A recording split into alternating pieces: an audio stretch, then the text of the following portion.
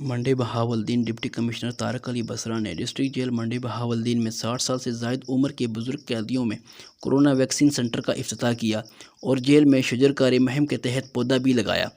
Deputy commissioner منڈی بہاولدین طارق علی بسرا نے additional deputy commissioner general Muhammad Shafiq, district superintendent jail Waheed Khan اور deputy superintendent jail Rana Shamshad کے ہمراہ ڈسٹرکٹ جیل میں 60 سال سے زائد افراد کو کورونا ویکسین لگانے کی تقریب سے خطاب کرتے ہوئے کہا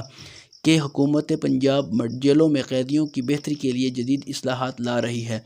حکومتی ہدایت کے مطابق جیلوں میں 60 سال سے زائد عمر کے بزرگ افراد کو کورونا وائرس سے بچاؤ کے لیے ویکسینیشن کی جا رہی ہے۔ انہوں نے کہا کہ ضلع منڈی بہاولدین کے 1000 سے زائد فرنٹ لائن ورکرز کے علاوہ دوسرے مرحلے میں بھی 60 سال کے بزرگ افراد کو کورونا ویکسینیشن لگائی جا رہی ہے، جس کے ابھی تک